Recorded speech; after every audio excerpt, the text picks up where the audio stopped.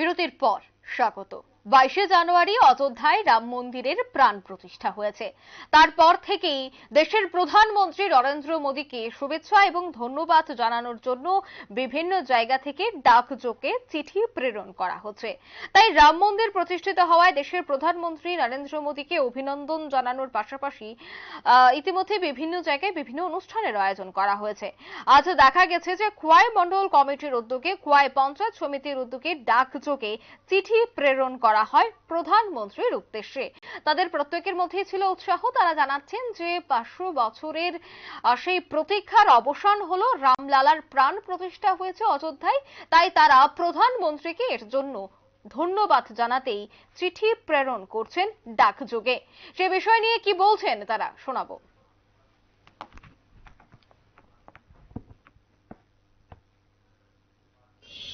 ভারতবর্ষের যে প্রাণ পুরুষ ভগবান শ্রীরামচন্দ্রের প্রাণ প্রতিষ্ঠা হয়েছে গত 22শে জানুয়ারি।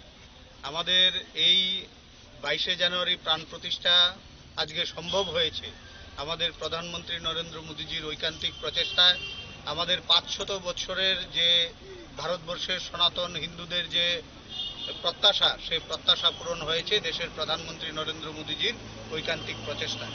তো আমরা আজকে আমাদের এ দেশের ঐক্যের এবং সুশাসনের প্রতীক ভগবান শ্রীরামচন্দ্রের প্রাণ প্রতিষ্ঠার জন্য আমরা দেশের প্রধানমন্ত্রী নরেন্দ্র মোদীজিকে ধন্যবাদ জানিয়ে আমাদের খোয়াই মন্ডল কমিটির সদস্যরা, খোয়াই পঞ্চায়েতের প্রধান, উপপ্রধান এবং সদস্যগণ, পঞ্চায়েত সমিতির সদস্যগণ, পৌরসভার চেয়ারম্যান, ভাইস চেয়ারম্যান এবং অন্যান্য সদস্যগণ, আমাদের মহিলা মোর্চার নেতৃত্বরা সকলে মিলে আজকে আমরা প্রধানমন্ত্রী নরেন্দ্র মোদীজির উদ্দেশ্যে আমরা ধন্যবাদ সূচক আমরা পত্র পোস্ট অফিসের মাধ্যমে প্রেরণ করছি। আজকে আমরা এই কর্মসূচি এখানে পালন করলাম। সকলকে নমস্কার, ধন্যবাদ।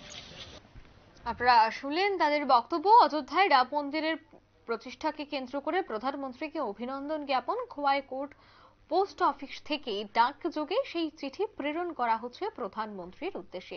মন্ডল কমিটি এবং পঞ্চায়েত সমিতির যৌথ উদ্যোগে এই কর্মসূচি গোটা রাজ্যব্যাপী, গোটা দেশব্যাপী বিভিন্ন জায়গা থেকে প্রধানমন্ত্রীকে শুভেচ্ছা জানানোর জন্য ডাকযোগে এই চিঠি প্রেরণ করা হচ্ছে।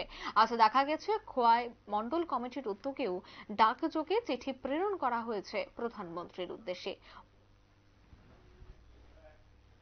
নিয়ে নিচে ছোট্ট একটি বিজ্ঞাপন বিরতি, সঙ্গে থাকুন।